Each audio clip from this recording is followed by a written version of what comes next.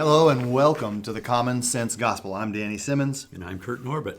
Today our title for this show is the Body Complete? We're just asking the question, is the body complete? What we'd like to do today is to pose that question to all of you who are listening, and we know that as we go through this, you'll be able to answer that very question in the local body where you are a member and where you are attending. I have here a little sheet. I'll just read it for you. It was something that was given to me a long time ago, and it really helped me to think about it in a different way. But just going to services. The title of the sheet is Church Attendance versus Sporting Attendance. So going to a sporting event versus churches. So imagine a dedicated sports fan who we know would never miss a game making these statements. Just see if this makes sense to you. Someone who would never miss a game, and they come to you and they say, every time I go, they ask me for money. The people I sit by aren't very friendly. The seats are too hard and uncomfortable.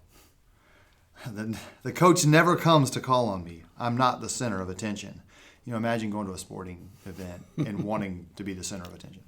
Or worried that X amount of people didn't say hello to me. It doesn't even register. That's not why they're there. Right. Very interesting. Number 5, the referees or the umpires make decisions that I don't agree with. Some games go into overtime and I'm late getting home. My parents took me to too many games when I was growing up. Imagine that. My parents took me to too many games when I was growing up. Number 8, my kids need to make their own decision about which sports they will attend or which sporting events they will attend. And we can see how sad that is when you tie those two together, church attendance versus sporting attendance. And we want to talk, obviously, about the importance of our own personal attendance, the growth that develops through that process, and then also the dangers that befall us and some of the things that aren't happening that God intended when we don't attend. Yeah. When we were, when we were thinking of this topic and discussing what we wanted to do with it, I just couldn't help but remember a story that has always stuck with me. I don't know if I heard it or read it somewhere. It's fairly popular, so many people might be familiar with it. I call it the ember on the hearth. I don't know if there's another title for it, but basically, and I don't even know if it's a true event or not, but I always thought it illustrated the point really well. The story is that there's a gentleman who stopped attending services, just wasn't showing up anymore. So one time the preacher went out to visit him and see what was up, see if there was a problem. And it was an evening, and so the gentleman invited the preacher in, and they went and sat in front of the fire, and they just sat there. The preacher didn't say anything, and the gentleman's, of course, waiting for the obvious shoe to drop. But after a little while, as they're sitting there gazing at the fire, the preacher gets up and takes the tongs and pulls an ember out of the fire and just lays it out on the hearth and sits back down. So they're sitting there watching this ember. And of course, it's a bright orange, it's really hot and everything, but as a few moments goes by, it starts to dim and it gets redder and redder, dark red, and pretty soon, it's just about out. So then the preacher gets back up and picks the ember back up and puts it back in the fire among the other embers. And very quickly, it flares back up to the radiance that it once had and the heat, the activity that it was developing. And just went and sat back down. Still didn't say anything to the gentleman. Finally, the gentleman goes, "Preacher, I'll be there next Sunday." That's good. And he saw the point. That is, when you separate yourself, you are going to go out. You're going to die spiritually. Right. You're not getting any sustenance. You needed to be near the fire to maintain your own fire, your own glow, your own light, so to speak. Yeah. And that reminded me of Solomon's words in Ecclesiastes 4, beginning at verse 9, where he said, 2 are better than 1, because they have a good reward for their labor. For if they fall, one will lift up his companion, but woe to him who is alone when he falls, for he has no one to help him up. Again, if 2 lie down together, they will keep warm, but how can one be warm alone? though one may be overpowered by another, two can withstand him, and a threefold cord is not quickly broken. Now he's primarily dealing with the concept of being alone and loneliness and having a friend. But the principle applies to being a part of the body. Yes. There is strength in numbers, is the point that Solomon is making. And that is certainly true when it comes to the Lord's body, the Lord's church, and my relationship with the Lord. I have to be honest, if I just quit being involved with the saints and quit seeking their encouragement and my trying to encourage them, I would not last very long. I would just gradually slide into the world. I would start doing more worldly things. My ember would grow dimmer and dimmer. And if I didn't get placed back in the fire, if I didn't want to retake my place in the body, I'd go out. Yeah, the parable of the sower, I think, is in that too. You have the deceitfulness of riches, the cares and the concerns of this world. That when you remove yourself from the spiritual part of your life, the teaching, the instruction, the reminders of, hey, we're in a fight here. We got to hold together as an army. Would certainly do if they're going to win. That those things, if they're not repeated and given to us and taught in different ways, that we do lose the strength that we once had. And the church is now weaker because of the decision that we've made when we decided not to be there. And so, is the body complete? Well, the answer is that within each one of us, the body's complete if I'm there as a working, living member of the Lord's church. And I was thinking too about, I can just imagine preachers, elders, the inordinate amount of time that they've spent talking to members about their attendance. The preacher, sometimes he's asked to give a sermon. Sometimes he says, I'm giving a sermon because we are falling apart here. And the goal is to preach to those who are not attending. But the ones who need the message aren't there. Right. So that now the preacher has to guess or call these folks and say, you really should be at services, so that he can preach that lesson and make those spiritual applications for them. And it's just amazing to me that we have spent so much time on this topic, because it should be one, as you said, just the principles of life, the burning fire. There are things we do every day that go, oh, we're stronger when there's more of us. Yeah. That's always been true. Mm-hmm. In all the years of armies coming up against army, Jesus even says, which king would not first make sure his army's big enough, right, to go to war? Because yes. If not, he's going to reach an agreement. He doesn't want to fight. And so those things are there all day long for us. And then when we get to go into services, we allow those natural stumbling blocks, like, well, it's early, or we always go over, or someone's been mean to me. It's just always going to be a list that the devil will provide for us not to go. And as you said, now we're not with the saints, and we are becoming weaker. Each Lord's Day, as a member of the church, my place is in the assembly of the saints. Not because I'm a preacher, not because I'm a deacon, not because I'm an elder, not because I'm in charge of the communion trays that Sunday. It's because I am a Christian. And my faithful attendance is vital to the health and the growth of the church. It's also vital to my own personal growth, which you touched on. Mm-hmm. I'm gonna go out. Yeah, and I like that sports analogy you started our discussion with. Applying those complaints and what have you, excuses really, to any other realm is ridiculous. You wouldn't, I'm not going to go to the game because the seats are uncomfortable. All of those statements would never be heard for someone who wants to go to the event. Well, the same is true for someone who wants to be with the saints. You won't hear those reasons. You'll hear them when someone doesn't want to be with the saints. And let's be honest, it's an attempt to justify a decision not to assemble with the saints. Could be like a half-truth. Yeah. It's just enough for me to get away with. It's a way for me to calm myself. I've got a good reason not to go. That's right. Really, is it? Would it be a good reason if you told your boss, I'm not showing up at work today because the seats are uncomfortable? Nobody asks my opinion for the corporate decisions. My chair is pretty uncomfortable, and no one's suggesting to improve it. You just go down that list.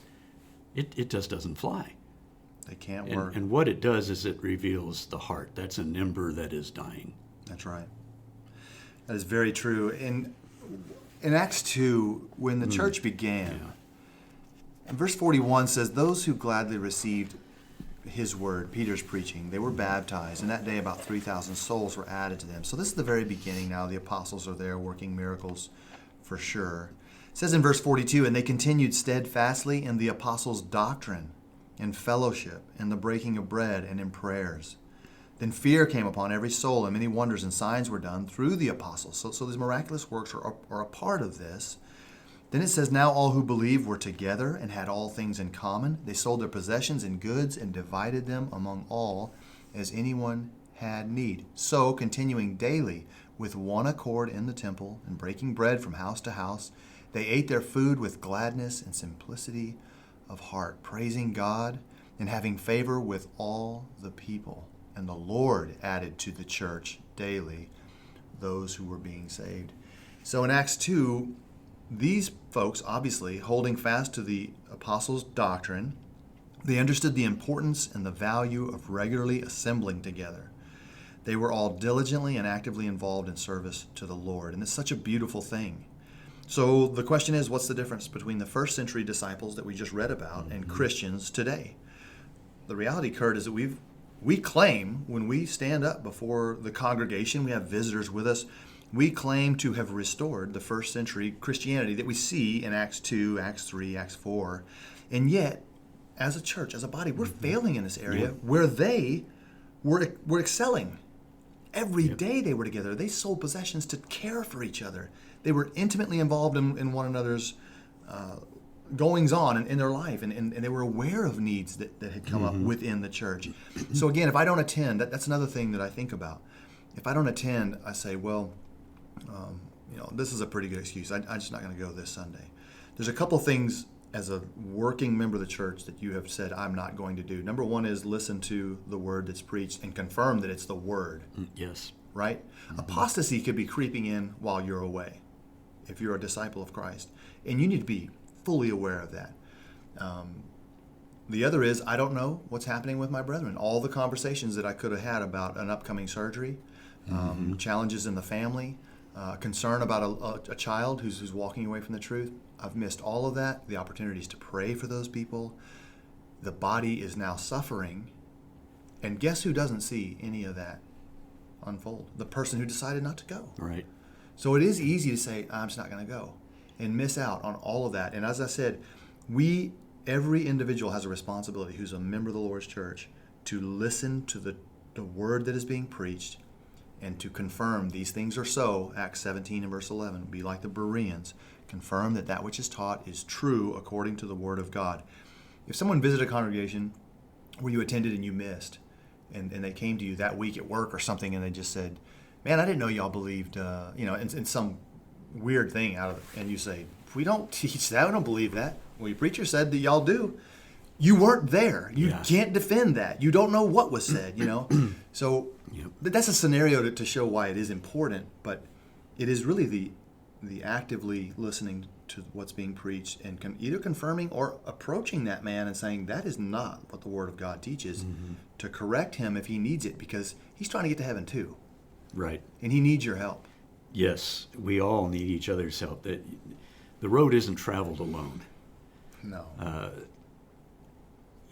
We like to say, well, I'm traveling it with Jesus.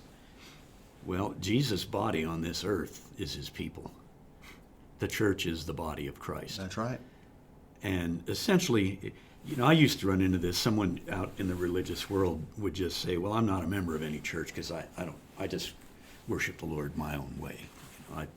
I serve him my own way, and that is good. Well, that's the attitude we're addressing, because you can see it even among members of the church. It's just manifesting itself. Basically, that person is saying, like we've indicated, I don't need my brothers and sisters in Christ. I don't need my spiritual family that Jesus died for. I can make it on my own. Really? Really? Do you really think that that's possible? Yeah, be careful. God doesn't think it's possible. No. That's why in Hebrews 10:24 and 25 he said, let us not forsake the assembling of ourselves together, as the custom of some is, but gather together more and more as you see the day approaching. We're to admonish one another. We're to encourage one another.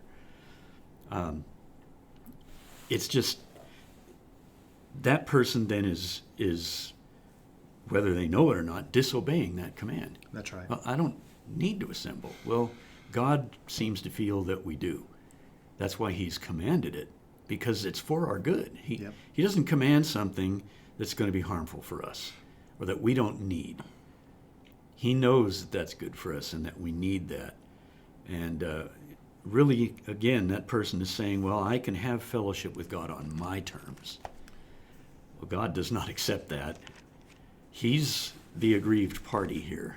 Right. We have rebelled against him and sinned. He lays down the terms of fellowship. And interestingly enough, a moment ago you mentioned an army, and it just made me think about the picture of a Christian as a soldier. Mm-hmm. Do you really expect to go out and fight a battle on your own? Okay, men, we're launching the offensive right now. Men, Kurt, go get them. Well, where's the rest of the army? Well, you don't need us. You just go out and take them. Yeah. No, you need the army involved for a successful campaign. That's right. So there's that picture again. Soldiers don't serve on their own, unattached.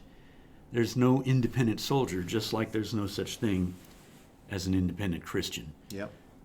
Paul says in 1 Corinthians 12 that we're all part of a body. And I just want to read beginning at verse 20. He says, indeed, there are many members, yet one body. And the eye cannot say to the hand, I have no need of you. And yet, that's basically what we're hearing. I don't have to attend today. Or the hand says, you don't need me. Yeah, I have no need of you. That individual member is telling the body, I don't need you. Yeah. And he's also saying, you don't need me. Yeah. Do you not think that you're more useful than that? But Paul goes on. Nor can the head say to the feet, I have no need of you. No, much rather, those members of the body which seem to be weaker are necessary. Right. Each member is necessary. Of course. If you take a member, if some member of my body is removed, my body's not going to function really as it should. Yeah. And so you start taking members out of the Lord's body, that's going to reduce its effectiveness. It's not going to function like it should. Or, as you pointed out, God is building a temple for himself out of us. We're living stones. You don't want to be a brick in that temple? You're not necessary? Can a brick get up and say to the builder, you don't need me. I don't want to be part of this building. I can be a building all by myself. Come on. It's ridiculous. It begins to show how foolishly deadly that kind of reasoning can be. And 1 Corinthians 12 says that he places each part, each member, where he pleases. I was looking in that, where was it, verse 18, I think? Yes. God has set the members, each one of them, in the body just as he pleased. In other words, he's the master builder, and when he sees this stone, this brick, he says, that one needs to go right there. Right. That's the place for it. Yeah. He sets it in there as he pleased. So the person who says, I don't need to be a part of the building, I can be a building all by myself, just one lonely brick, one stone, they're basically telling God, no, you can't use this brick. Yeah, your plan is broken. Yeah. Despite where you see that I'm perfect, this brick can fit right here. It should be there. Exactly where it's needed to be. No, God, you're not going to get to use this brick because I can be an independent brick. It just doesn't make sense. No, and we have to know that's not pleasing to the Lord. You mentioned Hebrews 10, do not forsake the assembling of yourselves together. And he says there, which is the manner of some. So we don't want to pretend this is a 20th century issue. Yeah. The Hebrew writer says, you're already doing this. Some of you are forsaking the assembling of yourselves together. And he says, do not do it. Some are already doing it. So the warning is there. I think it Right. makes that warning stronger. Not only that, all of that flows out of verse 23, where he says, let us hold fast the confession of our hope without wavering, not forsaking the assembling of ourselves together. So when we come together, we're holding fast the confession of our hope without wavering. That's our faith, our confidence in the Lord is built on attendance. And all those things are tied together by the living Word of God. And so they cannot be ignored. They shouldn't be ignored if we are really trying to please the Lord and to do it His way. And I think it's significant, too, that the conclusion the writer makes to that list we've just been looking at in those verses, exhorting one another. Don't forsake the assembly, because you need to be exhorting one another. Why? And so much the more as you see the day approaching. Now, there are different understandings of what the day is. But whatever that day is, it's approaching, and God says we need to be encouraging each other as that day is coming. That's right. Because in some way, it's apparently some kind of a trial. I think most people could agree on that. It's a day that we need to be aware of, that's a concern.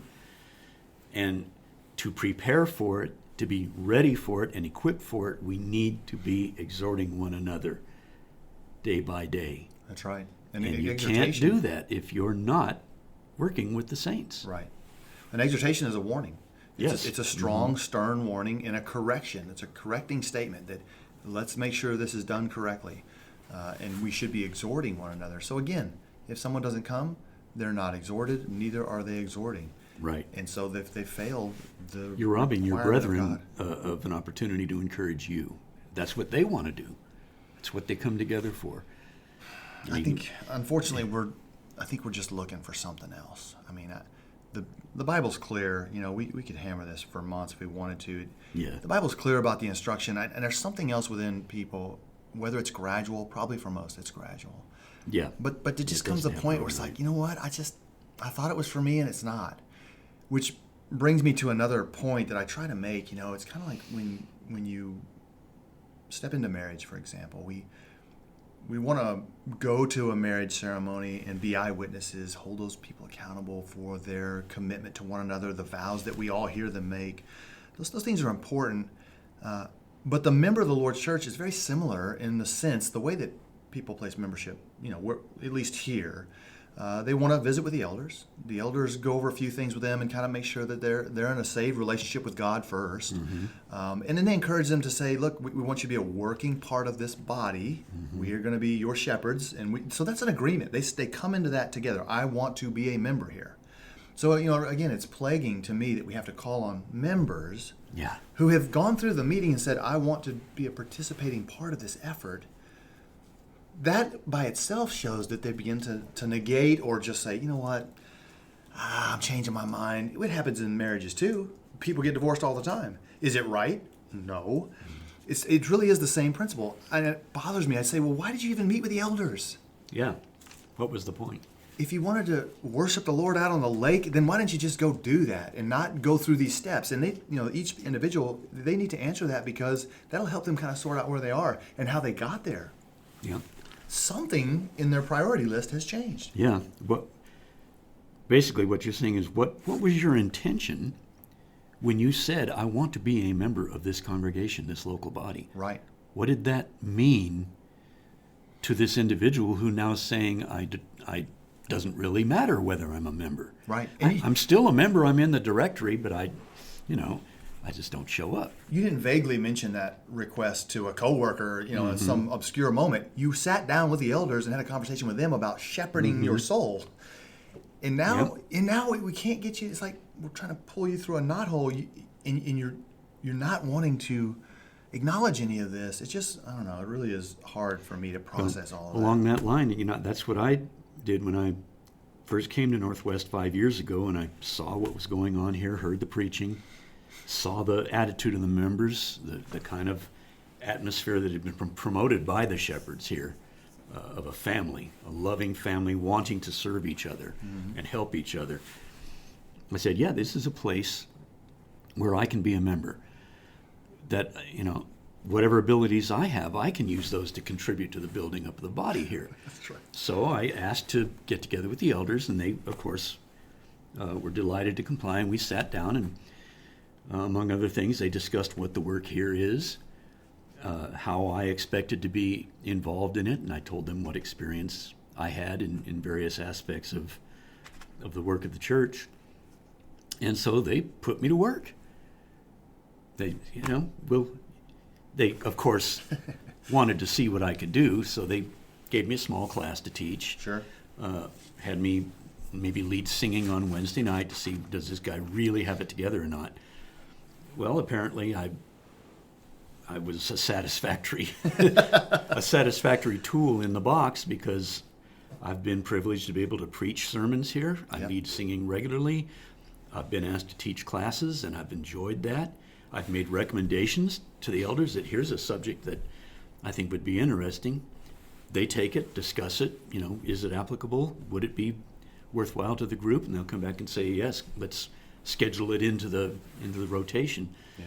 And they've allowed me to do that. And that's encouraging to me. Right.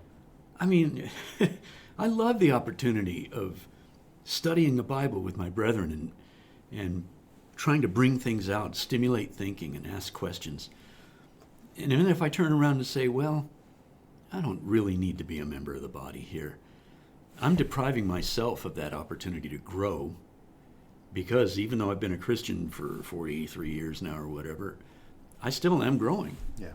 As I'm preparing for our Romans class in March, I'm growing because I'm plugging in new things that I've learned since the last time I taught Romans, which was a long time ago. So I've learned more, and I'm plugging that in. I'm going, wow, that really, now I see that clearer. Yep. That makes a little more sense now. I'm depriving myself of those opportunities. That's right. If I'm not assembling with the brethren, and I'm depriving them of opportunities to gain from whatever talents I might have That's right. that the elders see fit to use here in the body. Yeah. And that's, am I thinking of myself, or am I thinking of my brothers and sisters? That's really what it comes down to. Both. Yeah. In a way, it's both. I'm not thinking of myself selfishly, but I'm thinking, just like God says, I'm growing. I need that encouragement. Yeah. As an ember, I need to be in that fire in order to maintain my heat. That's right. I need 2 or 3 to work with me together, because then it's a lot easier to get to the goal. Yeah. When I first started attending services in 2003, I just baptized in June of 2003, and it was right in the beginning, but I remember a preacher mentioning from the pulpit that someone was sick that day. And he said, brother, I forgot the man's name, Brother Smith is really sick because he never misses. And that made such an impact on me that everyone knew something was really wrong, because he this is priority 1 for him. Right. And if he's not here, he may be in the hospital. He may be dead. Yeah. Because Something we've seen is him unusual. drag his limp body in here before. Yep. And so that made a really big impact on me. It's just that simple statement. We know he's really sick. You know what I thought? Wow. Because some people say, oh, I'm sick. I'm sick. I was sick. I was sick for the last 2 months, actually. I forgot to tell you, but Yeah. So that does not pass the test. Someone, right. A person who wants to be here, strives to be here, just like the sporting event. I was thinking when Michael Jordan retired and he was playing that last round of games and everyone knew this was it. Tickets went from $5,000 to $8,000 per seat, and they didn't put cushions on them. They were still the hard plastic seat. They didn't spiff up the arena. Why did you want to pay that much? It was one reason: to see Michael Jordan. So same thing here. Why are you determined to be at services on Sunday morning, Sunday evening, and Wednesday night? Because Jesus Christ is there. That's right. 2 or more are gathered in my name, there I will be with them also, and I want to be there too. When we see the body coming together in love and studying diligently and singing joyfully and praising God, we're seeing Jesus. Amen. I'd rather go see Jesus than Michael Jordan any day. Right. Me too. Because Michael Jordan is just an athlete. He's just a man, and he's going to die just like me, and he's going to face his judge just like me. Yeah. And so there's that leveling field, isn't it? Yep. That each man, it's appointed unto man, wants to die, and after this, the judgment. So just one more thing we should touch on because of this attendance question, especially today and with the COVID situation, no end in sight. What are your thoughts on virtual? Well, we've been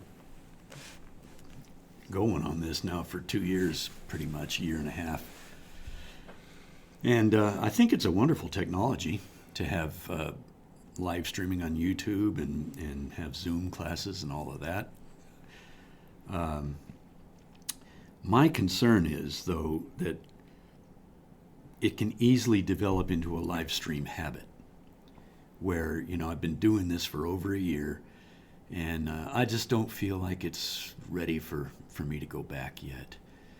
Now, that's an individual decision, but I think it needs to be thoughtfully and carefully and prayerfully considered. Yeah.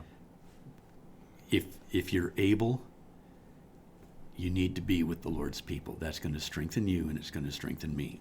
And we've already seen, we talked about it before, members who stopped coming, it just, because they couldn't come, the attendance here was restricted. We used to have just 10 people here to get things done. Right. But then they never have come back. And after 2.5 years, or 1.5 to 2 years, you start to wonder, has that become a live stream habit? Are they even tuning in on live stream? Right. We don't know because they're out of touch with the body. That live streaming, as nice a technology as it is no substitute for fellowship. It's no substitute for exercising yourself as a part of the body, for giving encouragement. I mean, when I saw people coming back that we'd missed for a long time, Yeah. I was encouraged. That was awesome. It is great to see you again, Sister so-and-so or Brother so-and-so. That's right. Really missed having you here with us and being together with you. And that was exciting It was. to see people coming back. But it concerns me that there are people who still have never come back. And I just wonder if they allowed themselves to be distracted by the cares of the world. Yeah, It's and that's a concern. unfortunate. And that I we're know the left to elders have wonder. been in touch with them. Sure. Yeah.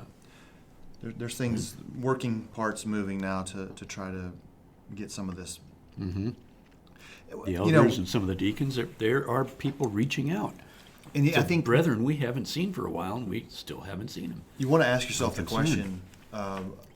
Jesus says, when two or more are gathered in my name. What does it mean to gather? What's he talking about? Does he mean it? Is he saying if I watch someone else gather through a virtual signal, am I gathered with them? And I would submit the answer is no. I agree. And you get back to Hebrews 10, do not forsake the assembling. Now we have a different word, and yet we Right. have the same. These are members gathering together.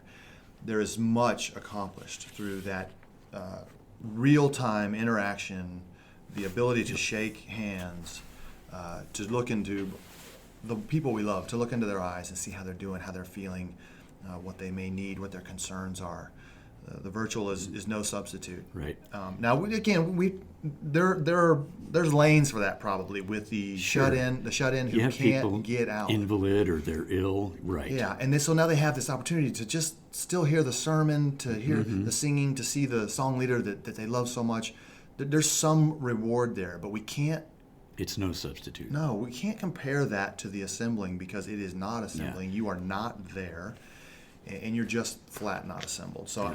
I'm not a fan of it for that reason, but by the same token, I understand the beauty of it in those special moments. Right. It goes back to the brother who we know he's sick because he never missed. Guess what he's doing? If he's sick and he's at home, he is online. He's tuned in. Yep. Because he wants to make sure that preacher's telling the truth. I mean, really. He wants to hear the singing. Right. He's devoted to Yep. God, and every action he takes is based upon that devotion. And it shows people pick up on it, and by the same token, people pick up on it when we're not committed the way Right. we should be. And attendance is just a small litmus test of that problem. Yeah, it's kind of a visible example of where I am Yeah. with the Lord. So the question is the body complete? Again, that's for each one of us, Kurt and I, and those who are listening today. If you're a member of the Lord's church, you can answer that for yourself. If you're not there, the body where you attend is not complete. and you need to be there. If you're attending and you are going, you may notice, just as Kurt and I have, that there are those who are not attending. We want that body to be complete. We should reach out to them. Christ died for their soul. They know that. So, this is not a cold call thing. This is someone who understands those truths and just say, look, I understand you're concerned about COVID or whatever else is happening, but your attendance is very important to God. And it's having an effect on me. Jonathan told David, when David said, I'm going to hide out here in the field for 3 days, the first thing Jonathan said to David is, your seat will be empty and you will surely be missed. Yes, that's a good point. Such a great statement. Yep. When you're not there, there's going to be a hole in the seat where you sit. And it affects us in a negative side, just the way it would be encouraging to see you come back. So that's right. All those things are worth thinking about. They're very valuable to us. You ready for the trivia questions? Well, I hope so. I'm gonna let you go first because I think you're gonna be good to me today, even though you said you weren't. And I think you may even soften this up. You may give me an extra hint because I'm letting you go first and just being super nice. Doesn't change the question, Danny.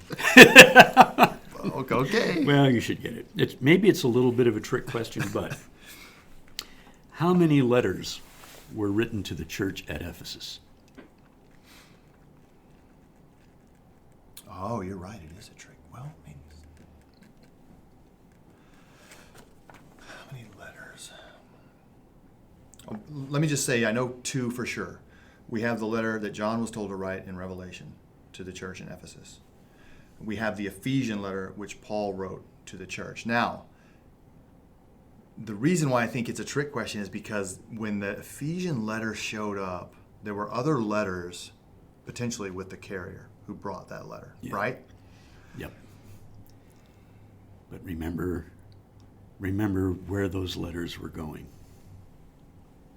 If I have this right, it's going to Colossae. Mm-hmm. One is going to go to Philemon. Right. And then one has got to go to Laodicea. Correct. And then they're going to trade with Colossae. With that letter. Right. But how many letters were written specifically to the church in Ephesus? Specifically, it's got to be 2. You're correct. Oh man. And that's it.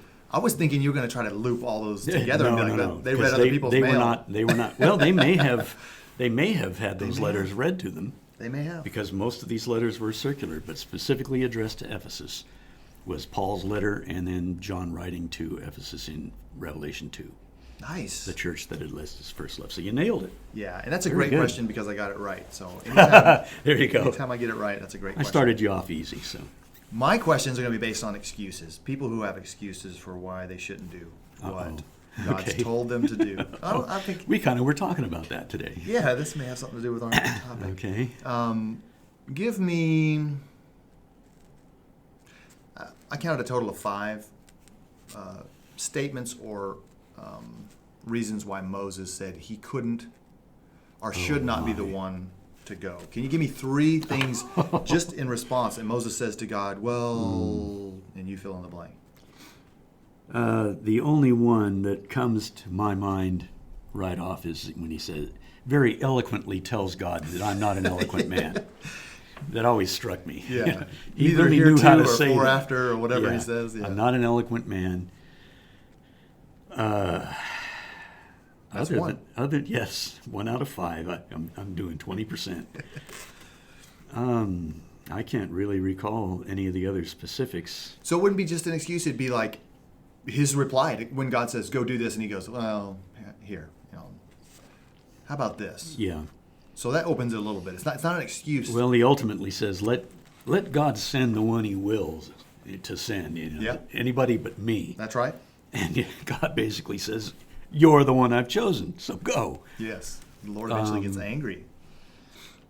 So that's 2. Yeah. Send someone else. I'm not eloquent.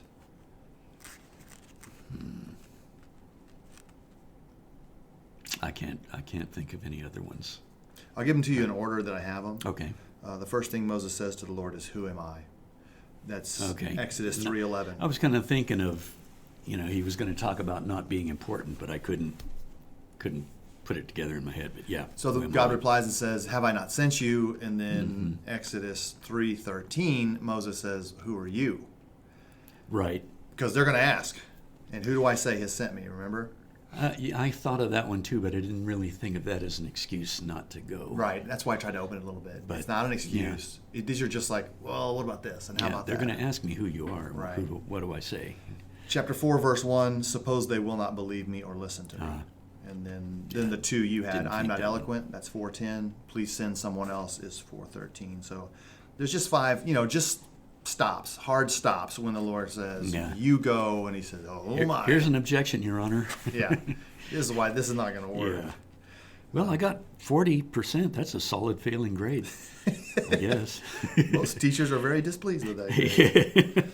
All right, what's number 2 for me? Okay. This one's out of the Old Testament. Who slept at her master's feet, and why did she do it? Ruth. Correct. Ruth slept at Boaz's feet because her mother-in-law, Naomi, told her to do it. But you're asking why? Yes. Why would Naomi have told her to do that very odd-sounding thing? She went and covered herself. She covered herself, feet. It's a sign of full submission. Or a request for, I don't know. I'm just trying to think of why. I mean, he understood right away. Yeah, he knew what was going on. But Ruth explains it. Let me get over there. Let's let her tell us. Ruth, there she is. Chapter 3 of this beautiful story. I just love the book of Ruth. It says, after Boaz had eaten and drunk, Ruth 3:7, he went, and his heart was cheerful. He went to lie down at the end of the heap of grain, and she came softly, uncovered his feet, and lay down. Now it happened at midnight that the man was startled and turned himself, and there a woman was lying at his feet. And he said, who are you? She answered, I am Ruth, your maidservant. Take your maidservant under your wing, for you are a near kinsman. Then he said, blessed are you of the Lord, my daughter, for you have shown more kindness at the end than at the beginning, and that you did not go after young men, whether rich or poor. So she was basically informing him that she, a widow, is a near kinsman, and he understood what that meant. Yeah. There was a responsibility there. I need to take her as my wife under my wing and raise up seed for the inheritance. Yeah. And he actually says that. It is a great story too, because she gives him this information about how all this works, and then he goes, "Oh, there's one before me," right? Which shows that he's already done the research. Yeah. Well, he knew it too. Yeah. He would have known the status Sure. of the nearest kinsman, but it showed that he wasn't willing to give up. Yeah, that's right. He just said, "There's one ahead of me, Yeah. so let me go deal with this." In front of the elders. And then when Ruth went back and told Naomi what happened, she said basically, okay, just sit here. The man won't rest until this is settled. He's going to take care of it. And so he went to the gate, and that whole beautiful story unfolds, and he and Ruth entered into a very fruitful relationship, because ultimately their direct descendant was David the king. The fruit is still being and born finally, out of that relationship. Jesus Christ the king. Yeah. The That's seed of awesome. David. Yep. Okay, give me a chance to redeem myself now. All right. No, this is only one answer to this. Oh, okay, good. Is it true or false? Yes No. or no? Something easy. I was nice to you. Oh, boy. The question reads Guilt how the trip. question reads. Excuses is what we're talking about. Okay, Excuses. more excuses. Okay. What was Jeremiah's excuse when the Lord called him to root out, to pull down, to destroy and throw down, to build and to plant? Why did Jeremiah say that? I don't know. Really? Man, I thought for sure. It's been a long time since I've read Jeremiah, probably. If it's in chapter 1, does that help? Well, I assumed it would be. All right. I can't remember what he said to the Lord. Word for word, he says, Ah, Lord God, behold, I cannot speak, for I am a youth. Oh, okay. And that's when the Lord tells him, Yeah. Before you were born, I knew you. Don't tell the Lord that you can't do what he's telling you to do Right. because of some earthly problem you have. God would not require something of you that you couldn't fulfill, which goes back to attendance. someone says, "Boy, I'd love to be there," but and then whatever, you just write in whatever you want, and God says, "What did I tell you to do?" Right. Why did you think this excuse was going to... God is not going to give us a job that we can't perform. Imagine Why the would Lord, he do that? Yeah, imagine him talking to Jeremiah, and Jeremiah goes, "Oh, but I'm young," and the Lord goes, "Oh, man." You're right. Okay, wait a year. You'll be old enough then. I'll come back, I guess, whenever you get Yeah. older, Jeremiah. Come on, That's folks. ridiculous. Yeah. It makes it look like God would not have had the ability to know that was possibly coming, or that Jeremiah's youth would be a problem. Yeah. It's not a problem. Well, the thought just popped in my mind. That kind of fits with the way that God likes to do things. Yep. He uses the weak things to confound the strong, and the foolish right. things to confound the wise. And it So shows here you his have this power. youth going to the city and courageously speaking the word for, I think, 50 years or something like that is how long he Constantly preached. telling the truth. Even when God tells him, I'll give you what you need to say. I'm going to put the words in your mouth. So don't worry about that. But I will let you know, no one's going to listen to you. Yeah. But I want you to preach it anyway because you're a warning to the people. Yep. So He was faithful. Yep, he was faithful to that. He tried to stop. I think, Yeah, at there one were point. times he tried to stop, but he said the word of the Lord that was in me was like a burning in my bones. Like right. could Burning not fire. withhold. That's right. And I had to, even when I didn't want to, I had to speak the word of the Lord. I love Jeremiah. Very good. Well, is the church complete? Again, it's up to you to answer that question for yourself. We hope that it is because of your faithful dedication to God and to his people who need you so much at this time. We hope and pray, as always, that this lesson has been helpful to you and that you are blessed throughout the rest of your day in faithful service to God.